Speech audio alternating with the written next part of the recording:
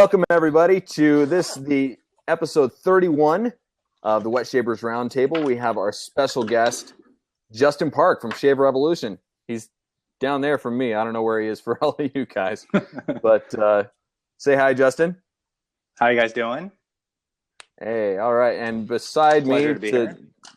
that direction on my screen at least, is Leonard Ibarra, the Desert Shaver. Welcome, All everybody. Right.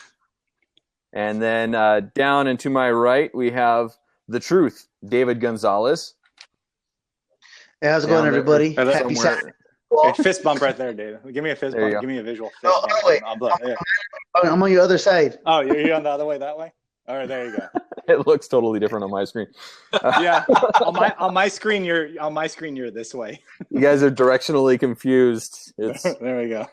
It's all good. All right. And I am your host today, at least, for the show, The Clean Shaver, Scott Ostermiller. And welcome, everybody, to our broadcast today. I'm really looking forward to this show. We're going to have some fun discussion, and I'm excited to have Justin on. This is what an honor to have you here. So to get started, let's highlight Justin. He's the reason we're doing the show today. So before we start with that, though, I just want to point out that this is going to be Scott's probably first and only time he ever hosts a show, because I'm sure he's going to totally limp through today's episode, and it's going to be hilarious. And it's going to be one episode that I rewatch over and over again. So I'm just going to. Yeah, let's see. Maybe I should pause the recording on this one. Yeah. No, just kidding. I have faith in you. Oh, thanks. I appreciate it. This will be interesting. We should also point out, though, that our fearless leader, Douglas Smythe, he's on his way to Northern California for, I forgot what the hell he told me. I think he said he's doing picking up a dog or something like that. That's right. He has an Alaskan dog coming his way. Yeah. Go figure. He lives in the desert and he wants an Alaskan dog. But Yeah, of course, That poor thing. we all know. And goes Nobody to more California to get it. And Douglas, so I guess I'm it sure. fits. I'm sure that husky will be very comfortable in Arizona weather. Yeah. There's a reason I shave my head during, actually all year, but Yeah. all that hair gets hot. Just kidding. I don't have any hair. Anyway, so let's get started with Justin. So tell us a little bit about yourself, Justin, how you got started into wet shaving, what made you decide to start Shave Revolution, and tell us your story. Okay, well, wet shaving, getting into it was just bottom line. I think it kind of started like everyone. I want to save a little money, but that quickly changed. But it was more important. Like I just wasn't getting good shaves from cartridge razors. Were the bottom line. You know, I would get terrible irritation in like my mustache area, and then like in these corners of my chin, I would always get like these nicks, weepers, bumps. I still have scars from it to this day. And then one day I just decided to start researching on the internet, you know, better options for shaving. Cause I think it's been discussed before, like in today's day and age, you know, dads don't teach their sons to shave anymore. It's just a lost art that never came my way. So it was just one of those things that I did some research. Next thing you know, I got a 34C, pretty much like everyone else does on the planet. Yep. You know, I started with one brush, then two, then one razor, then 77 later, trying everything. And then, you know, I really started delving into, you know, I think a lot of the artisan stuff started getting really big in the last couple of years, doing some research. But then kind of the spawn of Shave Revolution came, where it was, for me personally, although I enjoyed buying from the artisans, it was a little frustrating at times. Like, well, you know, I got to pay 9 different shipping charges to get 9 different soaps from 9 different vendors, or spend $50, $60 per vendor. And I don't think my wife would have been happy spending $720 a week on shaving soap just to get free.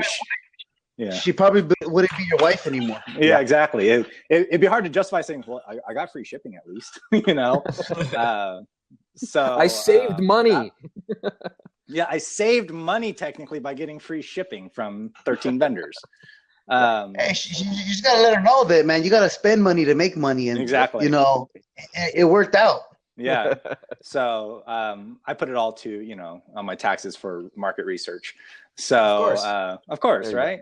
That works. But then it kind of spawned into a business where I was like, you know what, why not? You know, I saw that there was only 1 or 2 other vendors at the time that were really big, offering a wide variety, a one-stop shop kind of for stuff. And then, you know, I started carrying the artisan soaps, aftershaves, and then we did a couple couple exclusives and cite things that people really enjoyed. And then, it's just kind of been a snowball effect since then. And it's really been picking up some steam, which thank you for all of you that purchased from us. We appreciate your business. Yeah. Well, so is it a full-time venture for you right now, or is it kind of a part-time kind of thing, or where are you at in the it's journey? definitely, it's a full-time venture for sure. Awesome. We do other e-commerce type stuff. So as far as the shipping and logistics and all that stuff, that part was easy. So now it's just continuing with product development and all that kind of stuff, and bringing some more new fun and exciting new school to wet shaving. Awesome.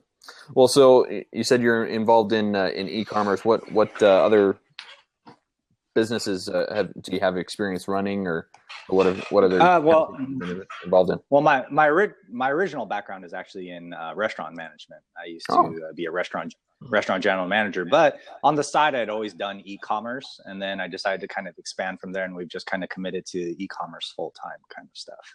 Cool. Awesome.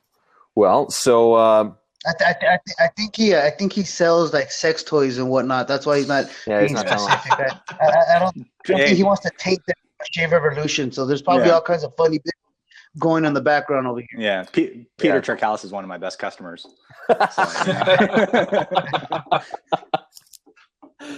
That was great. All right. And he's not watching right now because he's in New York at the meetup. Exactly. So, that's awesome. So there's a reason there's that sign on the back door in your store that you don't come employees only. No, just kidding. Exactly. All right.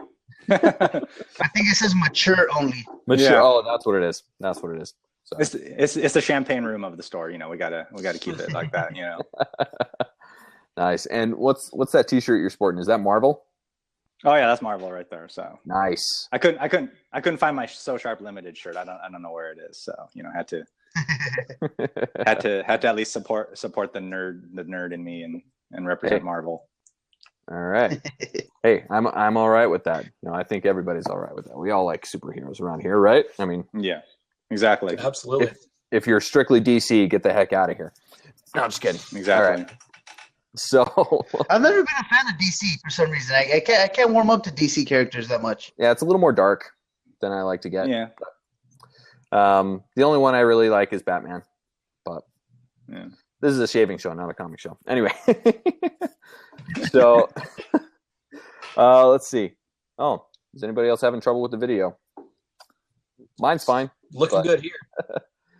Okay. So, everybody looks good to me, and my fucking phone, so everything looks pretty crisp and clear for me. All right. Awesome. Well, so okay. So I have a couple questions, Scott. Go for it. Please help. I got your back.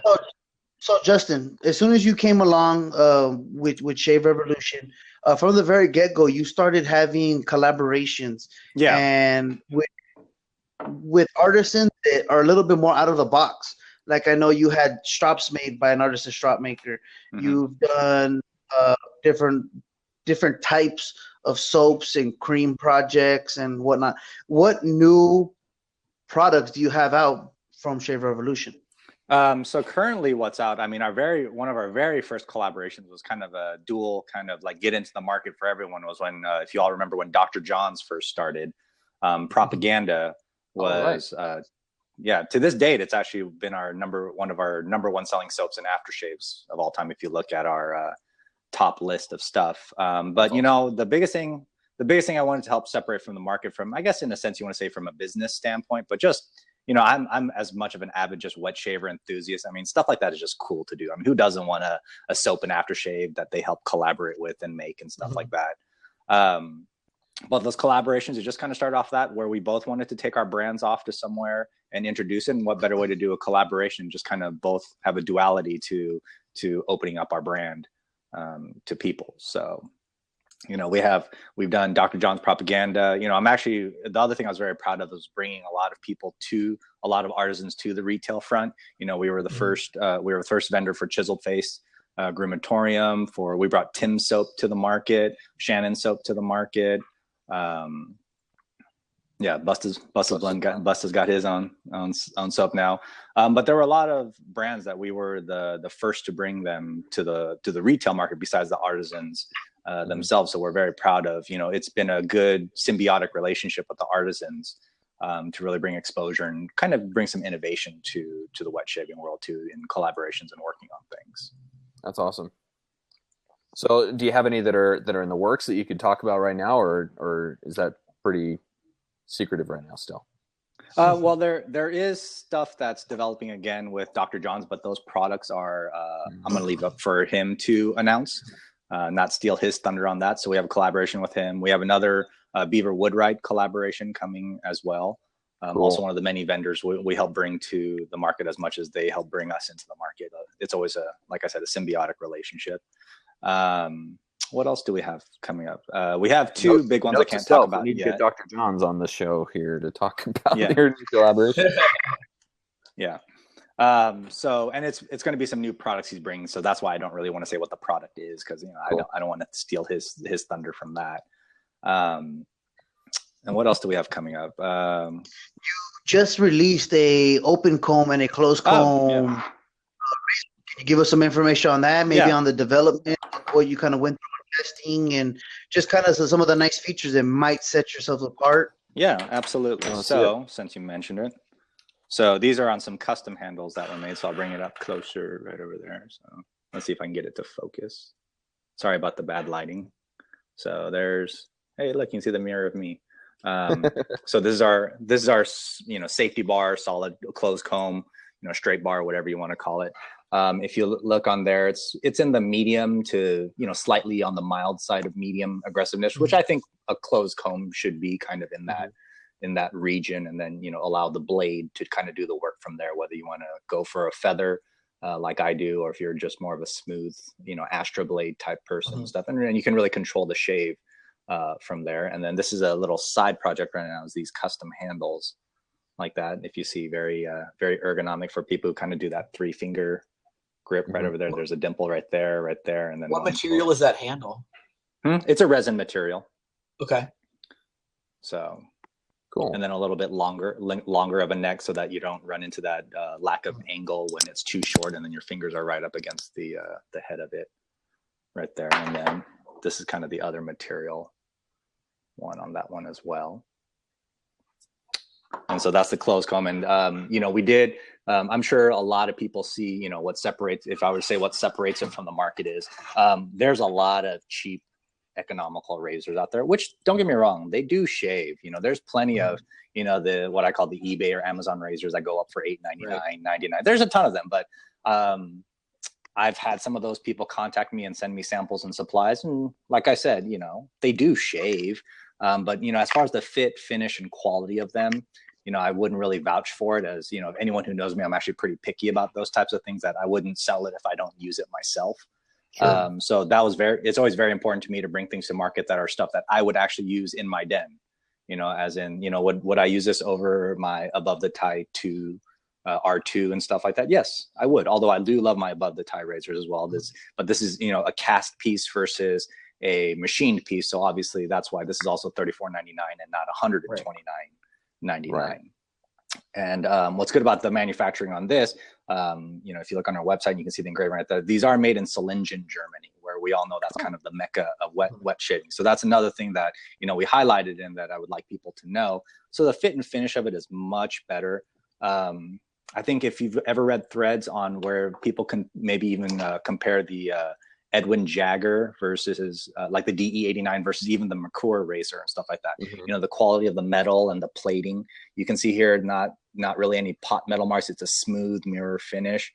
Everything on there is, if you see in the angles, there's not a lot of bumps and lumps. And, if you've ever felt those cheap $8.99 razors, when you feel it in your hand, it's not smooth. They haven't polished it. They haven't shined it. And the other thing is, a lot of those are really just a copy of a copy of a copy. And if you keep molding after a mold, everyone knows it's like making a photocopy of a photocopy. You lose, there's a degradation in the quality and accuracy of it.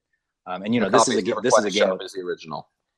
Yeah. So this, and this being a game of millimeters, every time you lose 1/10 of a millimeter, that makes a huge difference on the quality and fit and finish of the razor. So absolutely, as you can see, like like the little pegs actually are the same size as the hole, and they're actually the same size and fit and finish. So that's a straight bar, safety bar. But of course, the one getting all the buzz right now and very popular right now is our open comb version. Is really what everyone's interested in. So once again, this one also made in. By the way, I'll be here this coming week to get one of those open combs. All right. So you make sure you save one for me. Don't All right. out on me. I will.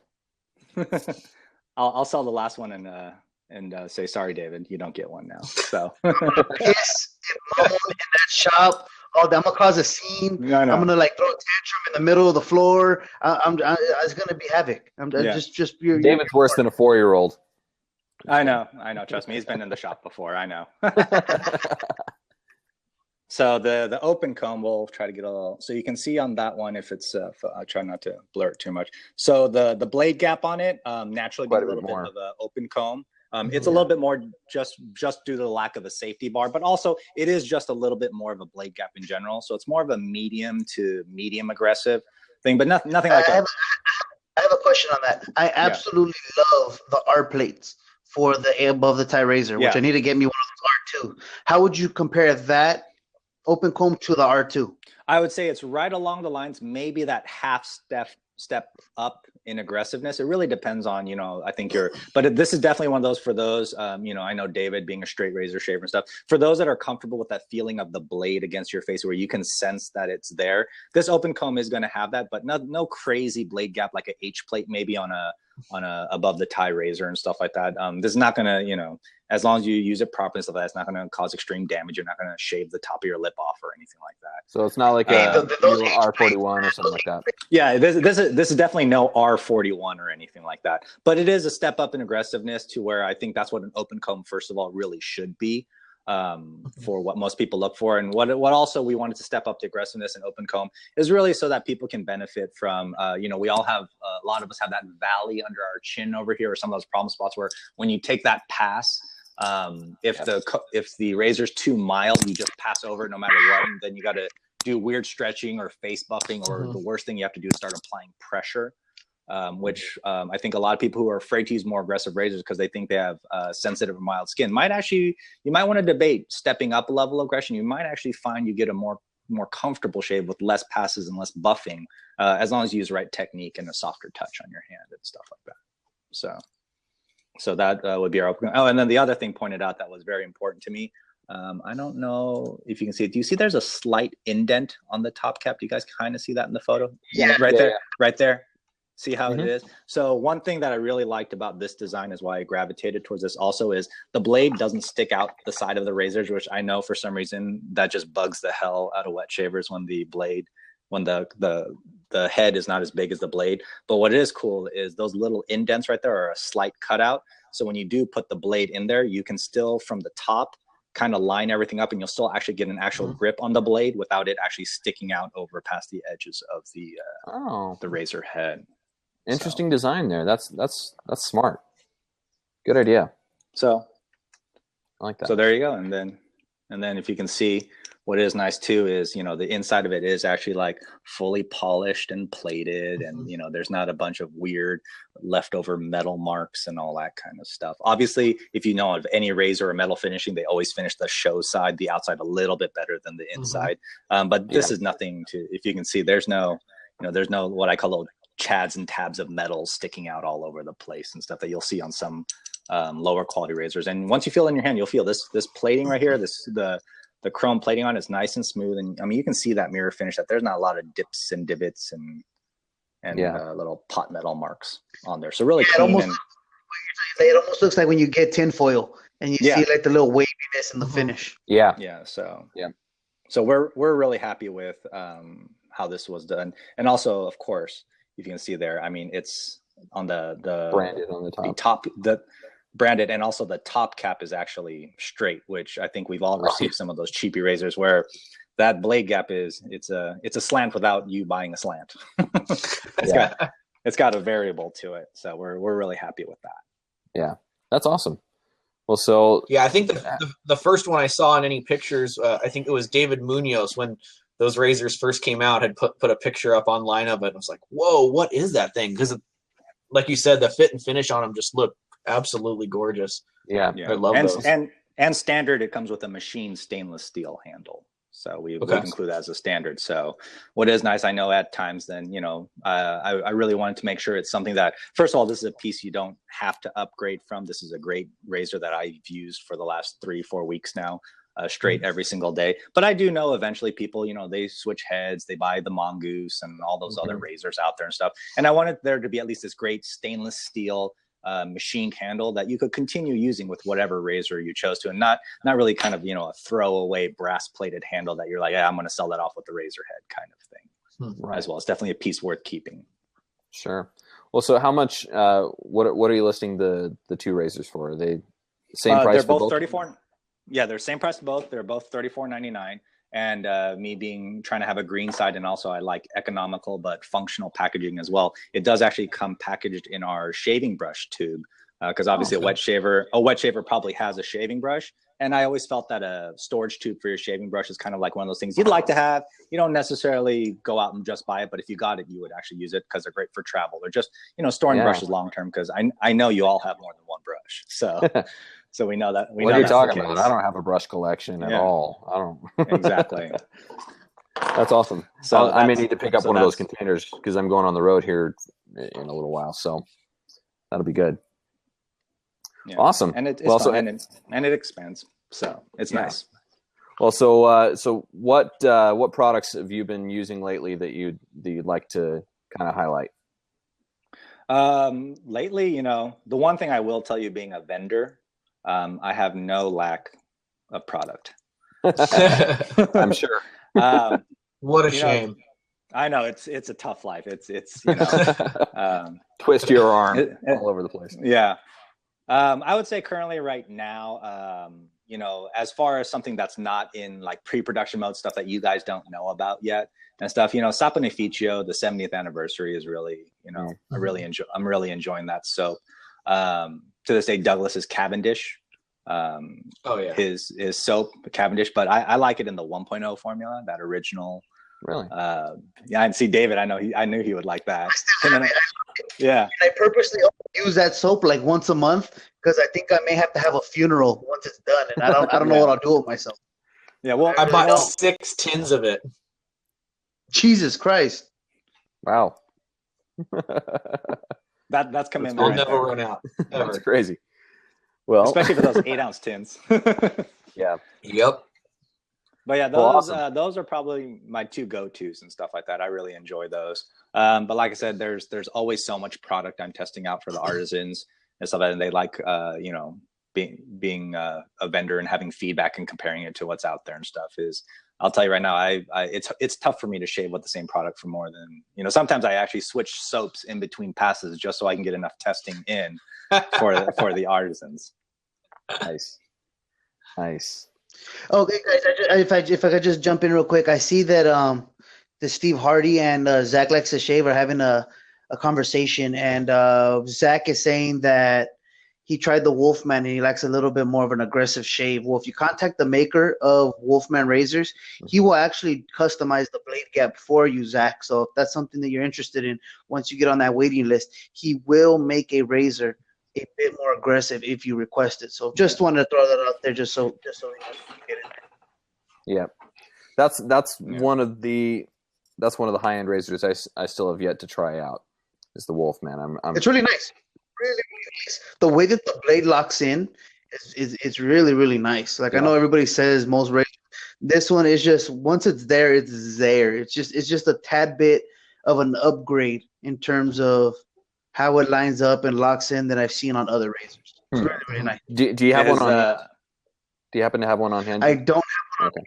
I don't. What's it called? Uncle W, Eric Burgos. He actually let me borrow his a while back, and I've long since sent it back, and it bothers me not to have it still, but yeah. But I believe Wolfman razors originally made the BBS 1 as well for LA Shaving Company. Yeah, that's the one I have, and I enjoy it. It's a very his handle designs are a little to me. I'm not the biggest fan of his handle designs, but his head design is excellent. Yeah, I'm always intrigued by the underside design of the head.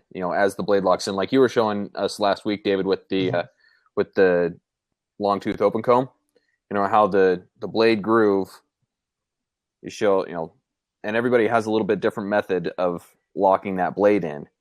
Where, like, I know with the ATT, they don't have the bar there; they just have two little tiny nubs in just exactly the dimples. place. Yeah, the little dimples. And those are my only complaints with the ATT. The R plates for the ATT are probably my favorite DE razor. Yeah, I absolutely love the performance of it, but that was my only con to that razor. That the little pegs are. Yeah, the little pegs. They're a little lackluster. I think you could have did a little bit better job with that design aspect. But I could get over it because the shave is so amazing. Once the handle is screwed on, once it's screwed on, it looks nice. But just when you're inputting the blade, you got to make sure that it's right because those pegs are goofy. Yeah, this one here is the S1. Oh, okay, the slant one. I did not like the. I did not like the S plates at all. Really? I did not like them at all. Hated them. It was such fun, and I have a series. If you go through my videos, I have a series where I tested out the H plates, the S plates, and the R. I hated the damn S plates. I did not enjoy them. I would get a good shave. General experience of using it was just, I hated it. I just really did. It was painful to watch you use it. Yeah, you did not. My brother let me try his S2 plate, and I fell in love with that thing instantly. It was just so smooth and so easy for me to use that I was hooked instantly. And it's still on my list of razors to acquire. But everybody likes different things, and that's one great reason about having vendors like Justin, who can stock all these things in different places and be able to try so much out of one spot. So that's. And the S2 was like the first time I'd ever seen an open comb slant, which was so interesting to me. And I'd thought about it before it ever came out, or before I ever saw it, like thinking, I wonder if anybody's ever crossed those two paths. And ATT did it, and for me, they knocked it out of the park. But it's not for everybody. So no, it's not. But that's really interesting. So, well. Let's see. Well, David, do you have anything that you'd like to highlight this year? Anything that's been getting some love in your den? Yeah. Well, this week I just got back into a relationship with the Phoenix Double Open Comb. Nice. Awesome razor. I bought one over a year ago for my father for Christmas. I shaved with it once before I gave it to him just because I couldn't help myself, and I absolutely loved the shave. So I actually traded my big homie Joey Gabbert for a razor that wasn't getting a lot of use in my den, and he shot me over the double open comb, and I just really, really like the performance of this razor. It's awesome. It really is a good shaver. Hell of a job. I was trying to hold out for when Douglas releases the satin one. He still hasn't confirmed if he was going to release it in mass production yet. So I was being a little stubborn about it and wanted to just wait for it, but then I just couldn't wait no more, so I grabbed that one up. But I'll just have to get another one once if he does release the set. Yeah. And then a couple soaps I've been using during this week. You, Mr. Scott Ostermiller, you actually sent me Mike's Natural. You sent me some samples. Nice. Of Mike's Natural soap, and I had never used this before. And it's actually really nice. And this one right here specifically, I think enjoyed the most. Peppermint and rosemary. I'm not a fan of peppermint soaps whatsoever. But the rosemary with this, mixed with the peppermint, makes it a really, really nice scent. And the performance is solid, dude. Like, very this is a good-ass soap. Really is. I probably should have used it I should have been using this for a lot longer, but so I'm gonna have to pick up some more of this. But that scent in particular, I really enjoyed. And another thing that was really sinful that I haven't used it sooner, I actually used a sample I have here of Ginger's Garden, their argan shaving cream. Mm-hmm. This is an awesome shaving cream, dude. Like, serious shit. Awesome shaving cream. Like, it's up there. This is probably up in terms of performance, probably about top 5 creams that I've tried. Somewhere in there. It's really nice. Huh. Well, so is it a lathering cream or is it just a apply cream? It's a lathering cream. So I believe that's probably possibly the only shaving cream made by an artisan right now, and Irina has just done a fucking great job with that one, man. It's really, That's awesome. So what's the scent on that? This one is the yuzu one, and I think I have another one that Justin gave me for Spice Bomb. But I have so much shit in my hand here that I lose stuff. This is the first one I was able to find that I think Chris Bailey sent me this one a while back. Okay. Yeah, which I still want to. Irina will make the argan formula for any scent that she carries. That's what she specializes in, is really custom scents. But I do know we have it available in the spice bomb scent, the suede, offshore is an aquatic scent that's exclusive to us. And she'll pretty much, though, I mean, whether we carry it or, you just give her a message, which Irina, by the way, if you're watching, speedy recovery on her recent surgery. But it's great stuff. Some of my favorite, and you're right, it's one of the few artisan creams actually out there. Yeah. How big is the jar that comes in from her? It comes in her. It looks pretty much size as the normal one. Yeah. Okay, so that one's just a sample that you've got. Yes, I'm gonna get that. Yeah. Yeah. Next time I go to your shop, that's another thing. I gotta pick up the Spice Bomb because that Spice Bomb scent is really, really good. And the shave cream, I'm an absolute believer in the shave cream, man. I'm dead serious.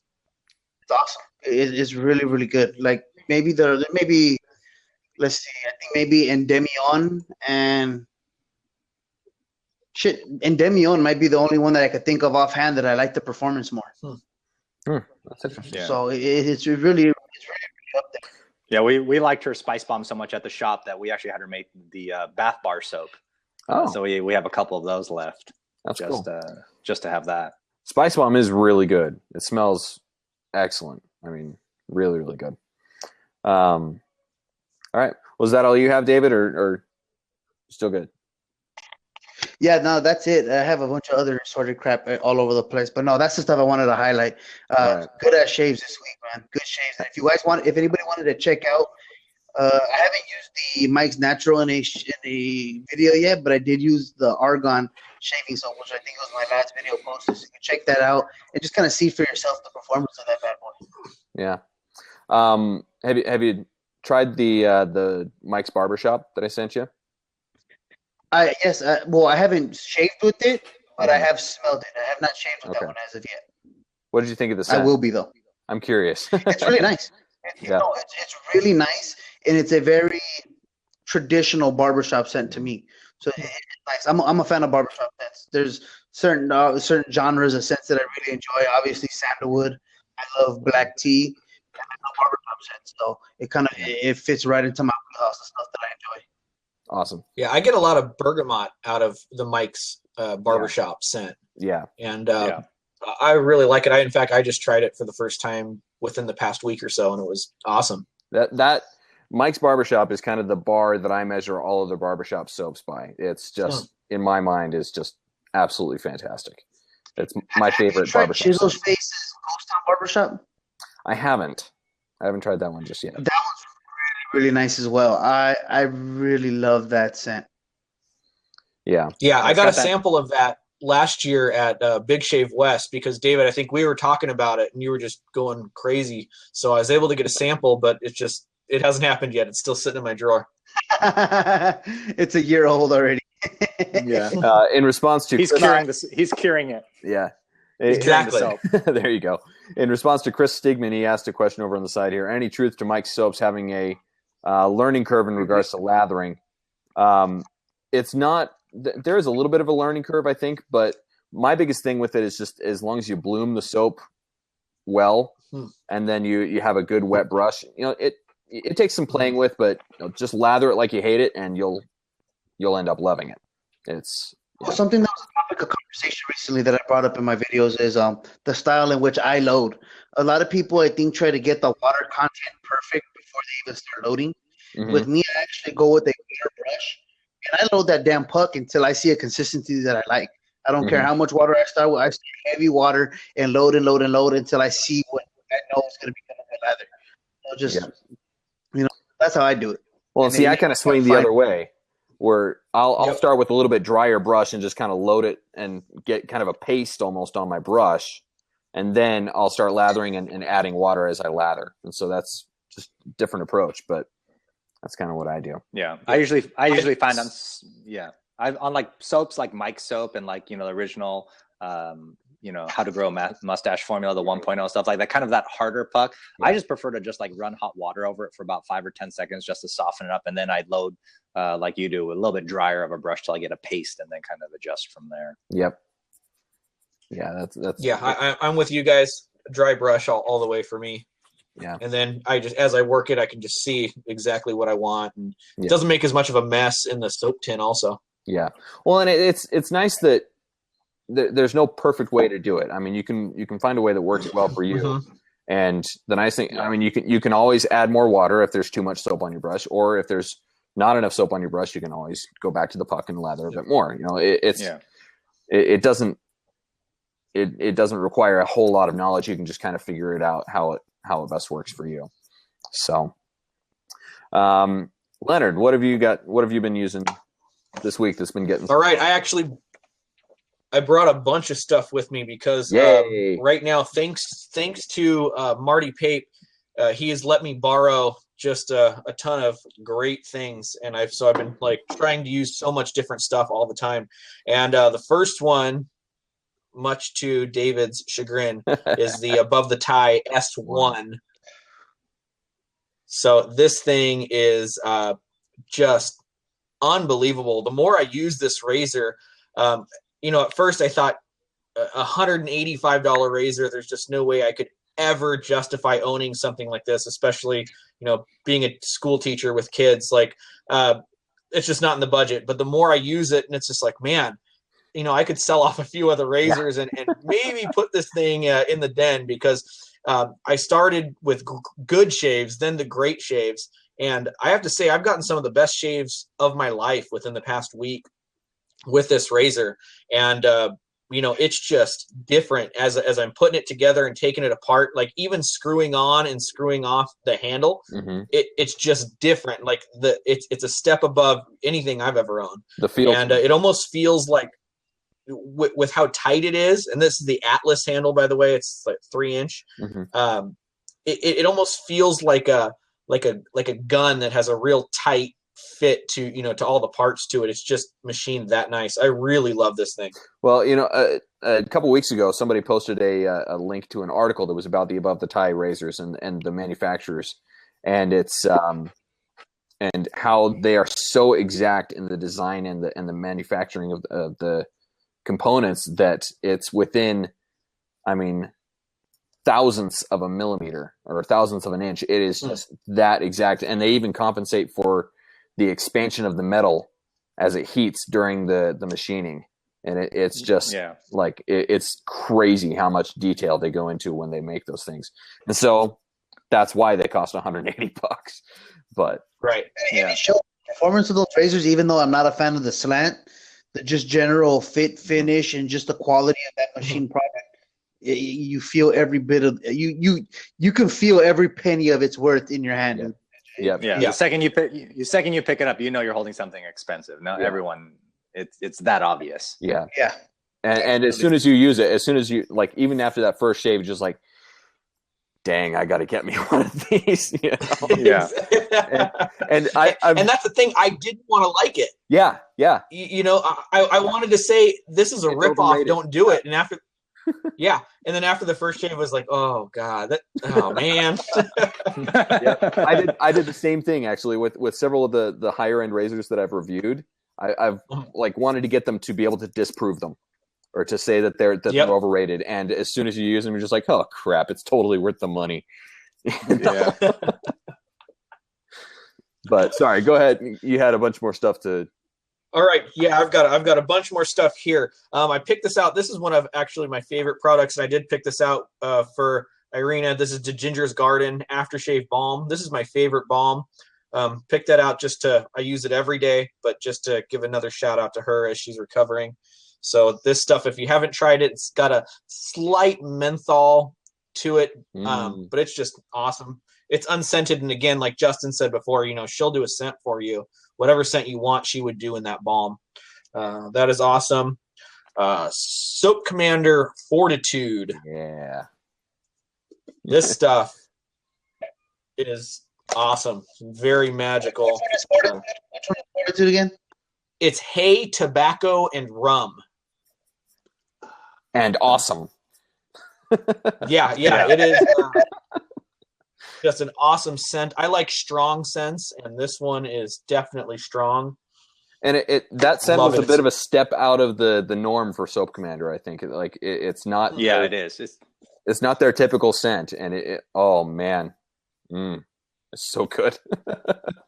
Yeah, it's got like a kind of like a dark sweetness to it, and just absolutely love it. They say winter scent, but I could use it all year. It's a very classic scent that you wouldn't necessarily think it's like. So you work in the desert and don't have seasons. Yeah, Dude, it was cold like 3 weeks ago, but we're getting into summertime. yeah, cold. Yeah. It was like 72. He's like, it's freezing here. Yeah. It's like 6 degrees outside where I am. But Chris Stigman's mentioning over on the side that Fortitude with the Derby City Chop Shop Winter Reserve is amazing. Absolutely amazing. Oh yeah. So Nice. I'd recommend that.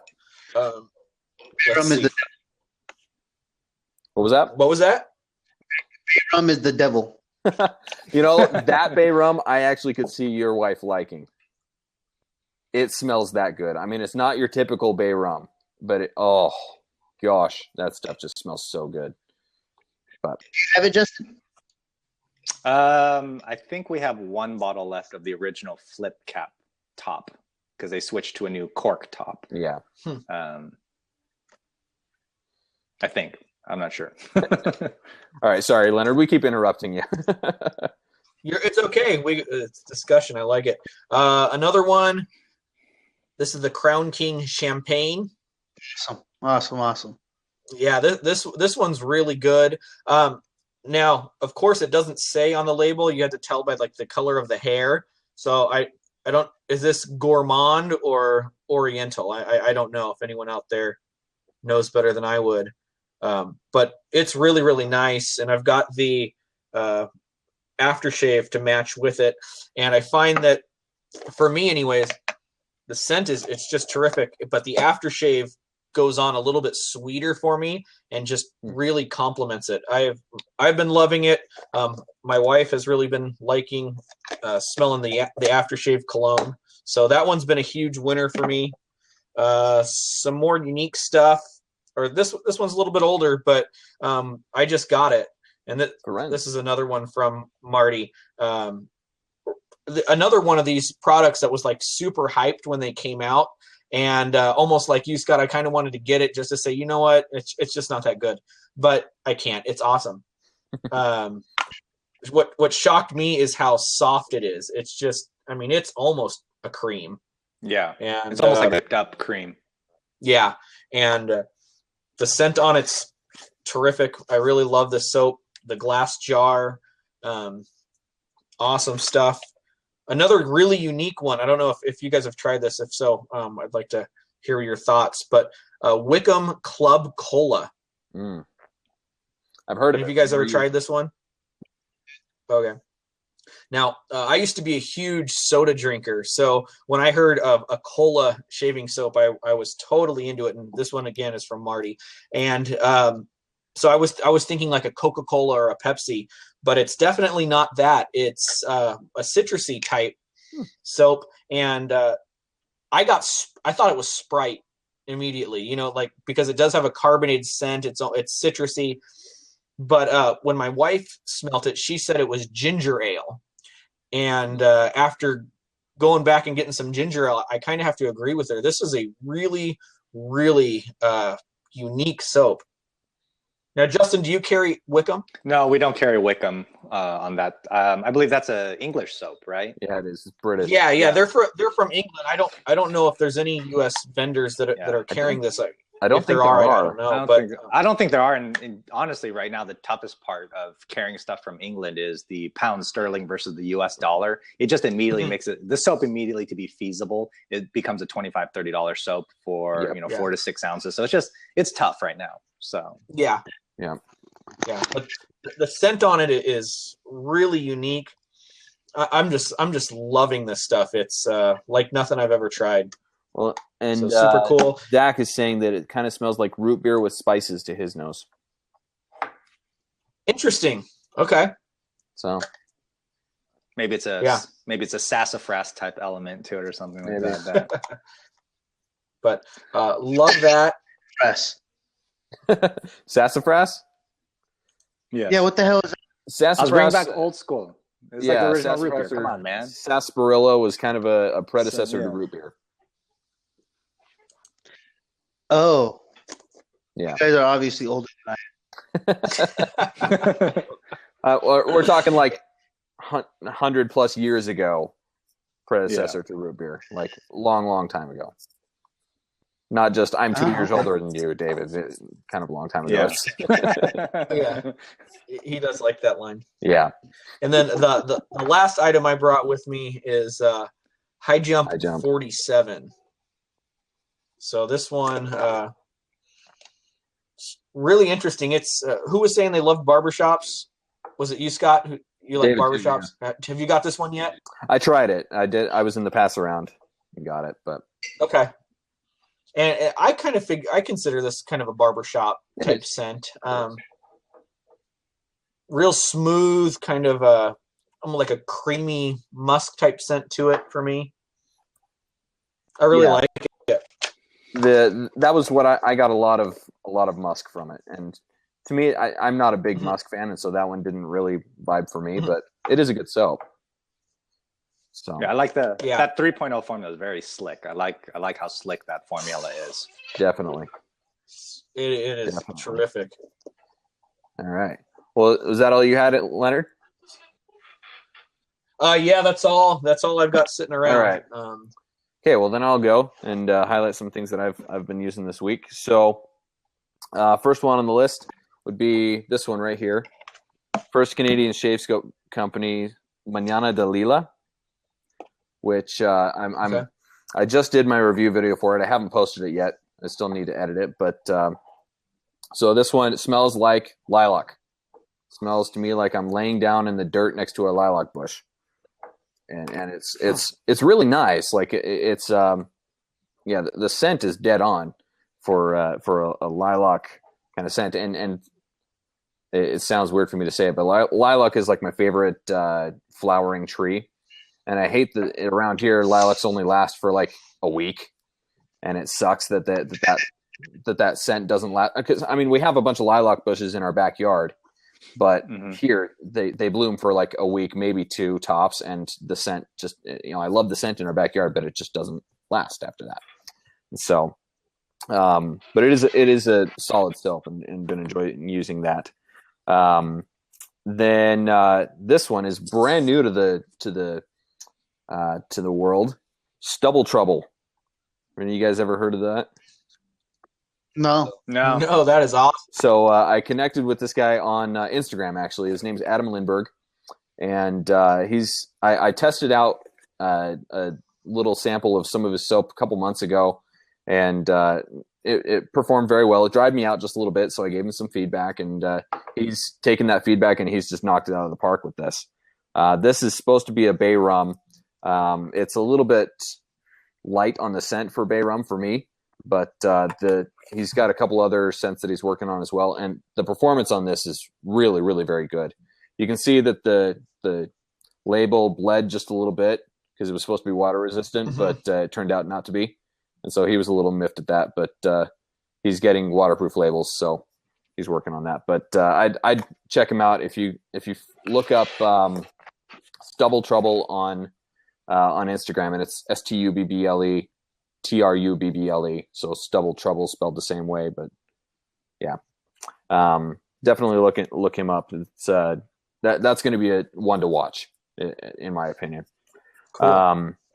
Then let's see, I got a mail call today from David Gonzalez. So your package got here okay. And he sent me, in exchange for the mics, he said he'd let me try a couple of straight razors that he had sitting around. So he sent me this one, which is a Morley & Sons barber's notch. And it looks like it's full hollow. And I haven't had a chance to try it out yet because I actually shaved and then the mail came. And it's always how it goes. It happens every time. It's so annoying, but it happens every time. Yeah. So I'm looking forward to trying that out tomorrow. And looks like a beautiful blade. And it almost looks like that edge you could like pop the top of a beer open with. I know, right? That little notch there. But it looks great, and it passed the standing arm hair test, so we're good there. And then this Helgestrand, I think is the name of the company here from Sweden. Helgestrand. Yeah, CB Helgestrand. And it's a French point and just looks very, very nice. I mean, you can see the reflection of my computer screen in that blade. It's very well polished and looks very, very nice. So looking forward to trying those two razors out this week. And then last but not least, the one that's been getting the most love for me this week in my den is it's returned. The Deal Maker from the Shaving Shop. This soap is just freaking fantastic. I mean, and what's that? Who makes that particular soap? Yes, I do, but I've been asked to not say who makes it. It's an artisan. I will say this: it's an artisan that I have worked with before on soaps, like last year for a fundraiser, and that's all I'll say. I didn't say the name anyway. So no, I mean, I think for the viewers, I mean, they actually acknowledged it in a thread. They did. Who made it and said they did. So I mean, it's from Katie's Bubbles. So yeah, it's Katie's Bubbles. Yeah, it is out there. It is out there. Oh, you said it, Justin. Not me. I was never asked to not say it. So. There you go. But that's Justin Park. Yep. Shave Revolution. No, Peter. In a thread, they did actually. He did acknowledge that that Chris helped him pick out the scent and made the recommendation on the scent. Yeah. So yeah, I just told Chris that I wouldn't say it. What's that? Charky and Chris Cullen, don't stop being little bitches. It's okay. Yeah. Yeah. Yeah, and Zach brings up a good point. If you see, I mean, the label says it's made in Connecticut, where Katie's Bubble was made. So handmade for the Shaving Shop, Shelton, Connecticut. Well, Connecticut is where Charky lives, but Katie's Bubbles is actually New Jersey. So not too far away, but they're still, yeah. Anyway, point is, Justin said Katie's Bubbles, not me. So he's the one that let that cat out of the bag. But this is supposed to. What's that? What's the scent of it? It's supposed to smell like Fahrenheit by Christian Dior, and it's. We lost Justin. We lost Justin. Hopefully he'll try to get back in. Gosh, I forget the notes in it. I'll have to. I can't remember them all. But this scent, like my wife keeps requesting that I shave with this soap because it smells that good. And if you don't want to foot the bill for Fahrenheit to go along with it, I have a cologne that I actually recommend that you use along with it, and it's called Lucky Number 6, and it's made by Liz Claiborne.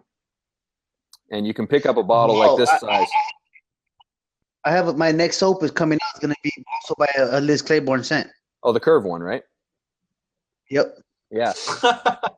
Yeah. No, and it's this is an awesome scent, and actually this is what I wore. Oh, here he comes. Okay. This is what I wore when I was when my wife and I were dating. This was my cologne, and so it strikes a chord with her, and so she really likes the scent. These two pair incredibly well, and you don't have to by Fahrenheit to have a good this one. I think you can pick up a bottle about this size on Amazon for like $15. It's not that much, so cool. Highly recommend that. And that's what I have. But so let's start taking some questions. Looks like we've got a few over here in the sidebar. Let me just kind of scroll back through here. Let's see. Oh, looks like who is it? No, who's Balsifer? I can't remember. It's Giorgio, right? He said that the Wickham soaps actually are being carried by Fenderham right now, so you can pick those up there. And then let's see, a couple other questions that I saw over here. Oh, Scott Leonard, are you guys going to be making it out to the Big Shave West this year? I'm certainly going to try. I will be there. I'm really going to try. I'm going to be on the road that whole week up through Friday, and so I'm going to try and get over there if I can. And my wife and I are going to try. I'm going to try and get her there with me. If she can't make it, then I'm certainly almost certainly going to be there. Big Shave West. I'm looking forward to it if I can. It's my cup coaster. Oh, really? Nice. Yeah, I hope you guys can make it, man. I really hope you can make it, dude. Because you're having a talk with Leonard. You know, we could talk anytime we want to, I guess, online. But it's just such a different vibe when you're in person, man. Yeah, I'm sure a lot of people around here would love to see you there. Yeah, well, and that's one of the things that I feel like I've been missing out on most with shaving is that like we have all these meetups that go on and they're always way far away from me. I can never make it. Mm-hmm. And so there's I'm going to be in New York, or I'm flying to Newark in, let's see, first week of April, I think. And I'm going to try and get together with a bunch of guys over. I'm probably going to go a day early because I'm supposed to be there for business. Go a day early and hook up with some guys over in New York. And I've never been to New York. And then also try and hit one in March that's in Huntsville, Alabama. That's just been announced. Cool. I'm going to be in Atlanta the day before that. So I'm going to see if anybody's driving from Atlanta over to Huntsville. I'm going to try and catch a ride over there and then fly out from Huntsville and go back home. But then, yeah, I'm really going to try and make it. So, Nathan Clark is here for it. So yeah, he's committed to be down there. I tried to get him to come along or to go down, the both of us, for what was the last one they had in Pasadena? It was in November. Yeah, the Old Town Shaving one, and we tried to make it happen, but I couldn't take enough time off work to get away. But let's see. There was another question over here. Now I have a question for Justin. Yeah. All right. So just kind of going backwards, you started talking about how at the very beginning you just wanted to bring like more artisan products to people, kind of a one-stop shop. Yeah. Now, and then it kind of morphed into brushes and razors and you know, kind of your own line of products. Was that in the initial vision, or did that stuff? How did your own line of products come along? If you wouldn't mind just kind of explaining your thought, how that evolved. Well, yeah, that was the original plan. I knew for sure I wasn't going to learn how to make soaps. That's not in my forte. Right. I would probably make something that you would rub on your face and, you know, more hair would grow or something. I'd get the recipe wrong. But I knew from the very beginning that I would build it as a brand. That I did know. So I knew the future would be things like hardware and stuff like that would definitely be in there. Like, you know, we do have our own house label soap, but that's made by the wonderful artisan Maria Armin of Through the Fire Firecraft, Through the Fire, TFFF. Through the Fire Finecraft. Yeah. So she is a great artisan that worked with us on making more of a argan style cream as well, similar to not similar to Irina's, but, you know, a more cream based soft soap type soap. But, you know, we knew from the very beginning, and I knew from the very beginning that I was going to grow it into a brand and bring other products as well, some that I could to the shave market, and try to bring some, you know, innovation and stuff if I could, or at the very least bring some affordability where this is not just a hobby for those who can afford it, but I wanted to make it affordable for everyone. Right. Awesome. That's awesome. That is awesome. Which, if you want, I had them in the background bring me our new products just got delivered. If you want to see a couple new products that are going to debut, please, okay. Yep. Please do. All right. So prototype number one that will probably, and just so you know, part of new products, a lot of you don't know what goes in the background. First of all, I probably never sleep. It takes a lot longer. You can't just go up to someone and say, make a brush for me or make a razor. It's not. Trust me, it's not that easy. Some of this product development, just so you guys know, some of the behind the stuff, I actually flew to other countries to meet these suppliers to make these happen. You know, to meet a German supplier in Solingen. I didn't go to Solingen, Germany, but I had to meet him out of the country to make this happen at a convention that we met each other at. So product number one that will probably never make it to market, but was just a fun side project, was this bad boy right here. Ooh. It's made of surgical grade stainless steel. That is our soon to be debuted. This will be new starting probably in the next couple of days. Here is our Manchurian style badger knot, our Manchurian finest badger knot, which I know David has tested out before. He has a video about it. But the thing is in this video, very pretty, very cool. You know, this was just a prototype, so the shape is by no means finalized. But this thing weighs about 100 pounds. Nice. If you drop this while you were shaving, you will crack your sink or whatever fixture is in its pathway as you go. So as cool and as fun as it is, it's more, to be honest with you, it is fun, and maybe there is some people who want this, but it won't be made out of stainless steel in future production and whatever the shape may be. But that was just a fun side project that we did. But the knot itself is wonderful. Huge backbone, soft tips. So that knot is, it's a really well, good would knot. you consider doing something with that handle like Nathan Clark was doing with the Illuminati? He would actually hollow out the middle of it a little bit to make it lighter, and then, you know. So we've worked with some hollow throughs and stuff like that, where we actually like drilled it all the way through and then put like a decorative cap on and stuff. So instead of weighing like a metric ton, it weighed like a half metric ton. It's too heavy of a realistic material to use. Plus, you know, I would have to add knurling, because I mean, if you're like shaking this brush out and it slips out of your hand, you will do some serious damage that will upset a significant other to the bathroom. So the brush will win whatever, you know, the brush will win the battle. So, but definitely this knot is coming to, you can see very nice dense plush knot. Even it's already soft, even dry, and as you can see from the display, it's got great backbone. Even with this thing weighs a pound, and you can see the bristles have enough backbone where they're actually holding up the brush. Oh wow! So you can see the backbone. This will eat a puck of triple milled soap for you, no problem. That's awesome. So, hey guys, just real quick, Douglas is actually in the peanut gallery. So for everybody that was wondering where Douglas is at, he's on his way to pick up an Alaskan furry dog to abduct him and keep him in fucking Arizona, the poor dog. So Douglas is here. So he's and he's in the peanut gallery like he was talking about last time. Just kidding. So then 2 items, 3 items, 4 items, 5 items that will come to market. This first one will probably be up on the website within the next day or 2 or so. This is our newest brush right over there. Beautiful. So we got a nice engraved. This is actually an engraved logo.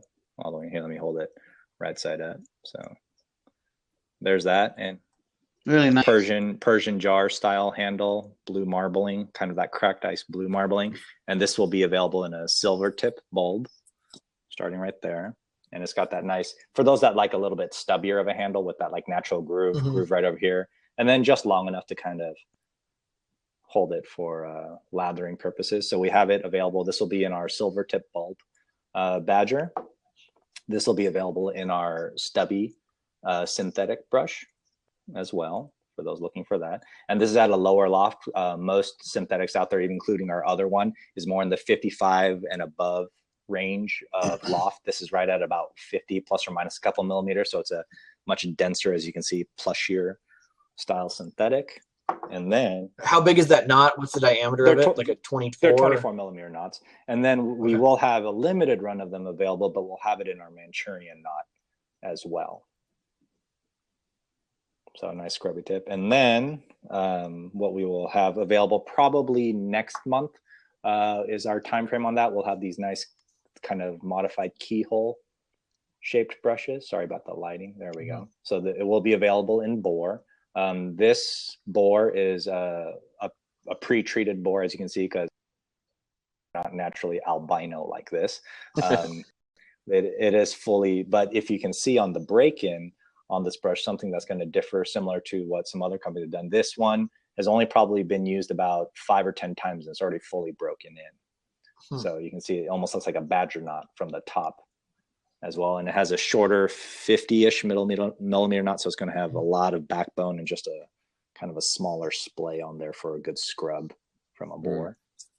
And then that one's going to have our there. And then we will also have that available as well. That's our high mountain white silver tip, very dense, but you can see how dense of a knot that is. Which one would you say back bulb, your high mountain white or your silver tip? Which has more backbone? The high mountain white is what's known for its backbone. It's a little bit denser and thicker of a hair as well, but still maintaining really, really soft tips. So the traditional silver tip is more of that cloud-like feeling that people get from brushes, and that you can kind of compare the two hairs right there.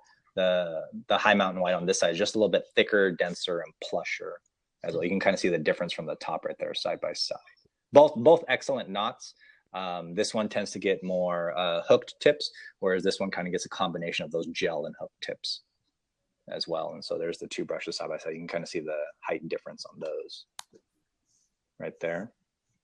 And then, of course, we'll have that available also in our, everyone, no beating around the bush or the elephant in the room. This is that Plisson style knot that everyone likes. And this is also in about a 55 millimeter loft end. But ours is, if you can see, if you want to compare it to your Plisson, we do extra stuff the knot, so it gives a little bit more backbone and density to it. And then the final new hair we will have, it's a limited. There'll definitely be a limited production knot because it's not available a lot. There's just not a lot of this style of badger hair. But if you want to look at this hair versus maybe a traditional, that's our high mountain white knot. You guys see the difference? The high mountain white knot versus this knot right over here, versus even a traditional silver tip knot. This is actually pure high mountain white badger. So this is that high mountain white badger in its purest form. The tips are completely untreated. The hairs itself are minimally treated, whereas, obviously I'm sure you guys, whether you know it or not, there is treatment done to these hairs to make them softer, more desirable, they absorb more water. Whereas a knot like this hair is about, in all intents and purposes, probably about as virgin of badger hair as you can get. But the main difference why, I'm glad it came in time for us to talk about it here is don't think that means this is the softest brush on the planet. Some people automatically assume like virgin or pure high mountain white. This is the tips are uncut. This is just the hairs themselves completely left, basically shear it off and tie it into a knot. What's really different, and this is not a brush for everybody, but what is different is the hairs are actually really naturally hydrophobic.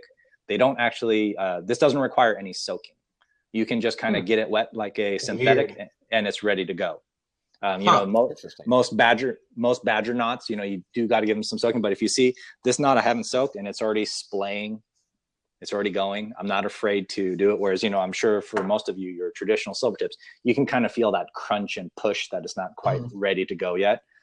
This knot has an interesting scrub and exfoliation to it. Maybe some would consider it a slight scritch, but I don't really consider it a scritch. It's just really doing its job of what traditionally badger hair brushes were known for, is exfoliating and lifting hairs and really kind of scrubbing the face. It's a very different type of backbone feel to it. It's a very plush knot that this pretty much, once you use it, this is the bloom. That's what you get. It lathers up a ton of lather, and it's really cool that since the hair itself doesn't soak up a lot of water, especially on your second or third pass, the brush is not imparting water into your lather, so it helps prevent your lather from dissipating as well, and really puts you into control of how much water you're going to add to your lather. So it's a much different knot than what I think most people are seeing or used from the traditional sense. But like I said, it's something exciting and fun for all of you to try out. Very cool. And That's really cool. good question. Logos. DJ says that does the hydrophobic hair change the care regimen? Is there anything different? Is there anything different that in which you should treat this? No, actually, if anything, it probably needs less care because it's going to dry a whole lot quicker. You'll probably find that this knot, after you kind of shake it. Now, don't get me wrong, just like any natural fiber, I mean, it's eventually going to start losing some. I mean, it's not completely hydrophobic. It just has some hydrophobic qualities. But it'll dry much quicker, especially, I mean, this brush has now been used for about 2 months. It kind of almost dries like a synthetic, almost. That's awesome. By no means at a synthetic level. Synthetics just have an advantage at that, but it'll be a much drier brush once you're done using it than I think you'll traditionally be used to. That's really cool. Huh. Well, so it looks like you got some really fun brushes coming out in the near future. And I need to make a correction. Actually, I mentioned with the Illuminati brush that I was mistaken. I was actually thinking of Aaron Frigadette's the lightsaber brushes that are hollowed out and then put weight in the middle. Oh, okay. I had them mixed up. Nathan messaged me. He's like, dude, that's not right. So, yeah. What you were mentioning about that hollowing out, though, Alvin Burgess just made 3 more brushes. I guess he does it like a little side project where he has free time at work. He just did 3 handles, and which he out and then covered the hole that he made with like a resin plug, so to speak. So that should help out with some of his brushes and the weight. Yeah. So like when on I that saw stainless one of brush, his, you got to like up to here is already hollow out because it's accommodating the knot. So really, you're only hollowing out the last, depending on the shape of the brush. But like I said, I mean, it's already half hollowed out, and it's still, right. You can hear that hitting the table. It's like a hammer. Yeah. That shit sounds fun. I'm gonna run amok. Just don't get one of your kids ticked off, or they'll grab the brush and throw it through the wall or something like that. Yeah. Wife. Yeah. Well, my wife wouldn't do that, but I don't know about you. No, just kidding. Just kidding. Sorry. Edit that. We're gonna edit that part out. Okay. All right. Well, looks like we do have a few more questions in here. In response to Kill 'Em All 777. No, I did not go overboard. It's just I have a nicely shaped head, and I like to show that off. It's he said I went overboard and shaved everything, and that's just not true. It's still eyebrows up there, right? Yeah. I still got them. We're good. All right. But let's see. Steve Hardy asked over in the side here, how was the Barbarossa DE? I'm not sure. Oh, the Barbaros. Okay, sorry. I wasn't sure what he was asking for a second. So the Barbaros was the Turkish double-edged razor, the TR1 that I tried out a little while back, and that thing is amazing. It's pretty mild. You're looking probably M1 mild. And it takes a feather blade in there and just turns it into a pussycat. I mean, it's really, really mild, but very efficient at the same time. And so I'd recommend it, and it's gorgeous. So that thing is, I'm looking forward to hopefully getting one in my. Which one did you stay? The Barbaros or the Blackland?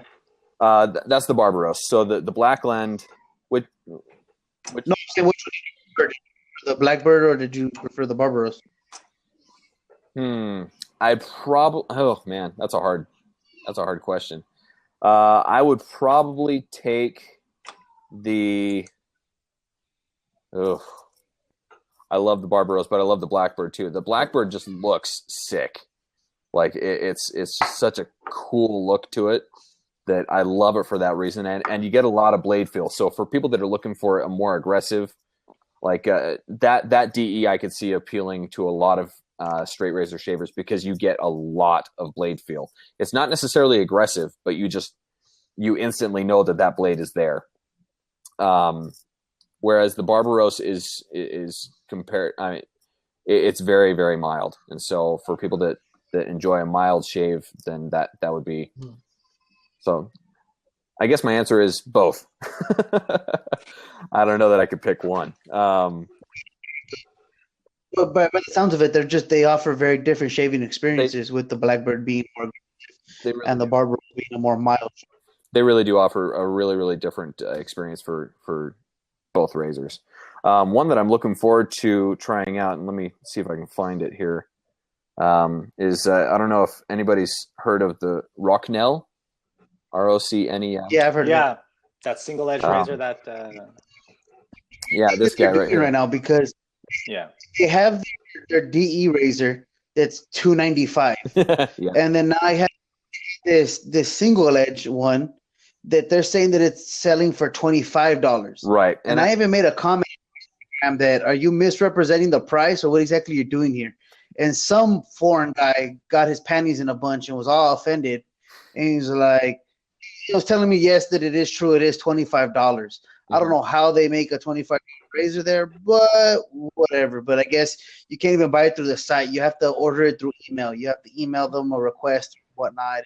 Well, so here's the thing. I'm not trying. I've been talking to the guy over Instagram, and it's been really interesting because his English isn't that good. It's all been in Turkish, which I don't speak Turkish, so I've had to work through. Thank you, Google Translate, and been going back and forth with him. And so the $25, it's a limited release. So he's got like 30 something models that he's releasing to people in the States. And so and so it's an introductory price. It's $25, but only for those few that get it for the States to try it out and see how well it takes up. And then I'm sure that price will increase later on. But so yeah, and you could order through his site, but it was just like a pre-order kind of thing. You didn't actually pay. You just kind of registered to sign up and get on the list for when it's released. And that should be happening sometime this week or sometime this month, excuse me. So yeah. Link for that. Sorry, that just got asked over on the side. Are you getting one of those razors, Scott? I am. I signed up to get one, so I'm gonna hopefully get one of those to try out and see how it goes. And I'm just grabbing a link really quick for that razor to put in the comments over here. There we go. It's the 316 stainless is what it's being called, but I'll put a link over in the gallery. So. Well, hopefully it's a good shaver. My reservations on it is usually one price is too good to be true, but more importantly, it looks a little too heavy. It looks like there's too much metal. It looks really heavy. So I'm a little. The head looked huge. Yeah. I'm interested to see how it goes. It'll be really interesting, and it only uses the half blade, the half DE blade, and so it's going to be an interesting shave. It looks like. Blade, it looks like a whole lot of. It looks like a big ass razor to just fit that one half of a blade. Yeah, there's a lot of extra weight on that thing. Right. Yeah. So one thing for me with razors, since I've got this one in here, I don't like the head to be too heavy or even to be equally as heavy as the handle. You know, like for example, this ATT. Like I like to have a clear balance point, and like right here. With the ATT, it's almost at the top of the handle, but not quite. Like there's some razors that I have to hold, like right up to the base plate because they're just off balance. And that one looks like it would be like the opposite, like it would be wanting to fall over all the time. So I like a razor where I can just find the balance point on it, and it, I find that it just works better that way. Mm-hmm.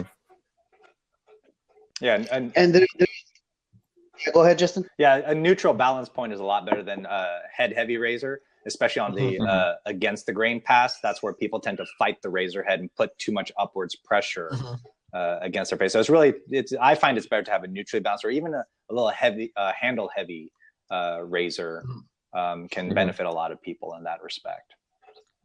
Yeah, and it's going to be a pure mileage may vary kind of something. I'm generally I prefer to have the weight pretty evenly distributed throughout the whole thing. But it'll be interesting to see how it goes. So, yeah. And we have about the new stuff coming. Fine, I guess they're coming out with a new slant razor and also a milk soap. Any of you guys have any information on that stuff?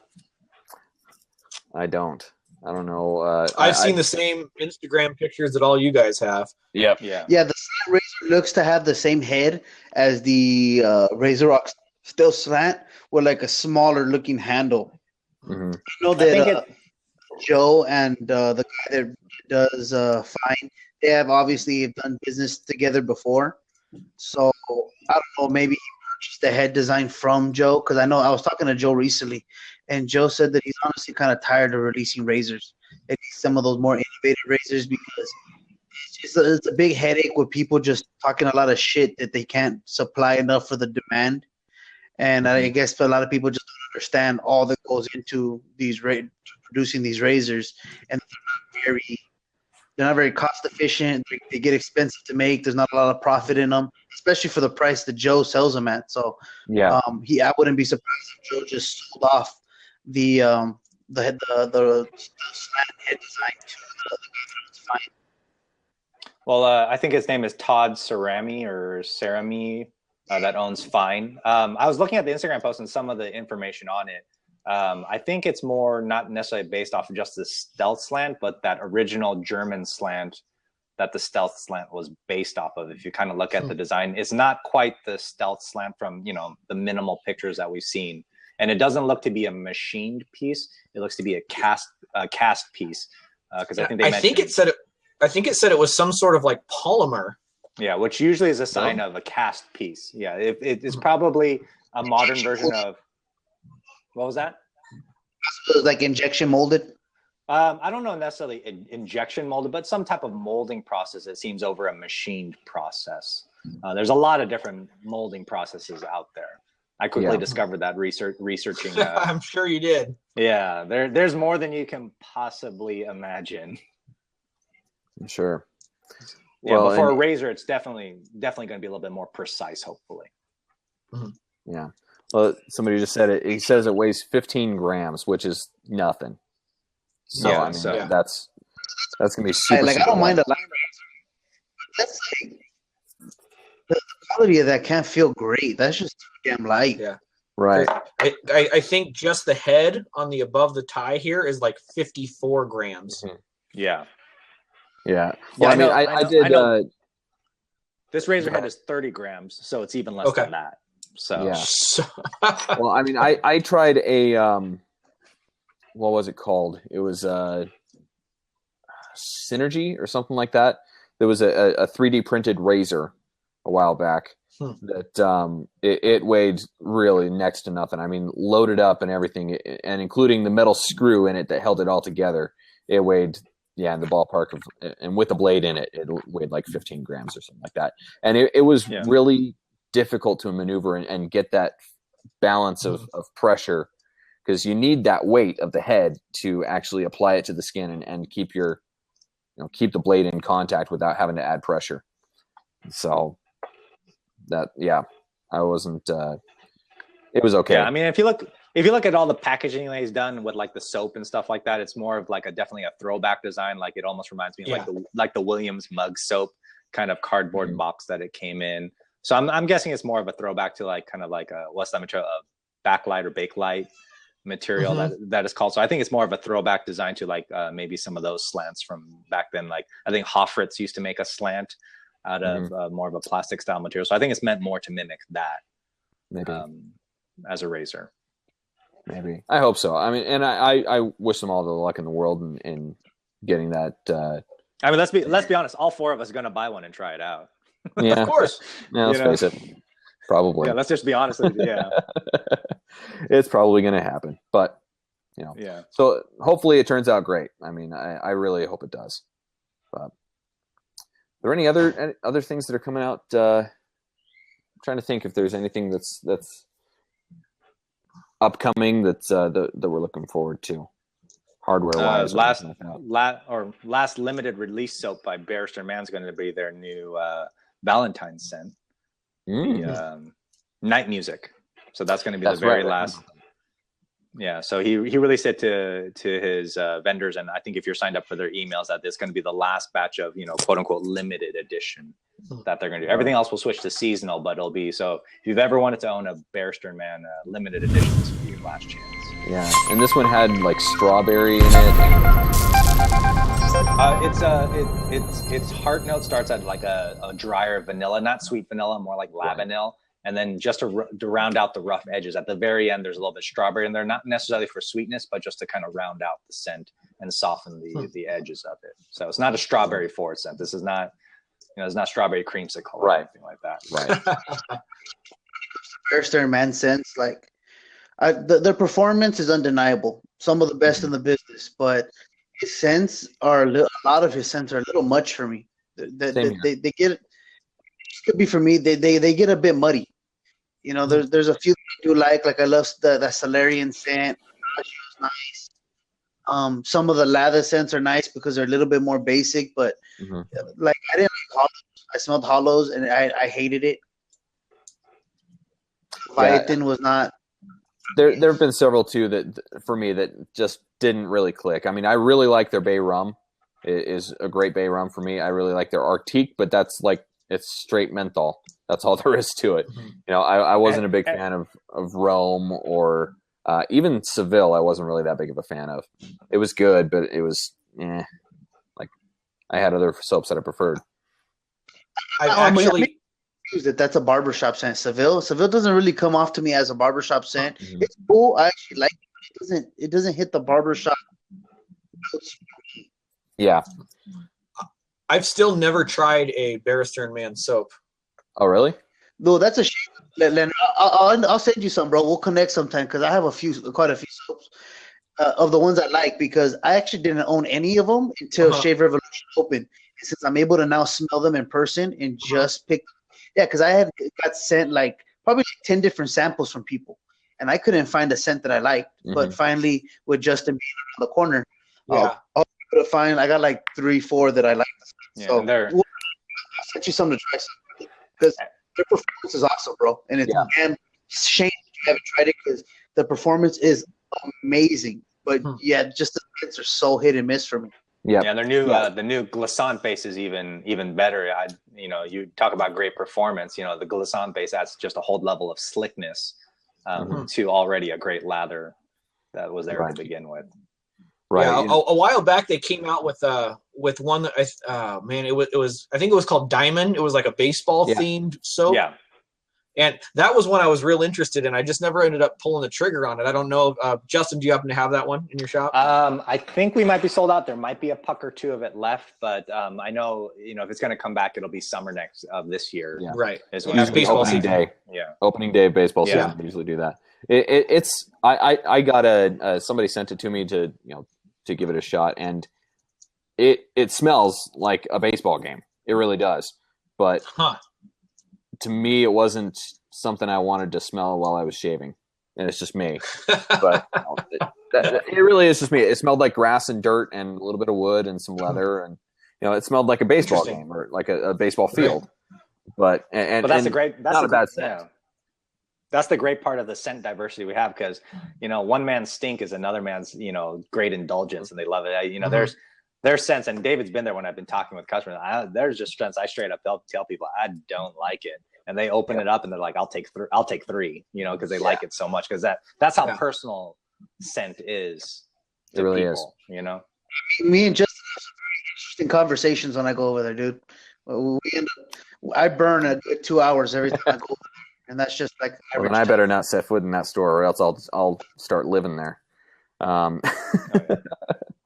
if you don't get to go often. Like I could go once a month, and we still spend 2 hours talking. For you, that just would be visiting. You get sucked in, bro, and you'll spend all. I really would. Yeah, I need to stop by when I come out for Big Shave West. Yeah, I think the best part for if you come, we'll go by, bro. Like I. This time for the Big Shave West, we could get some guys maybe stay a couple days longer because it was real fast paced the first night. The Big Shave West was actually like the first really big meetup like that. If people come and spend a few days, man, I'd love to show people around, get to see some of the sites, man.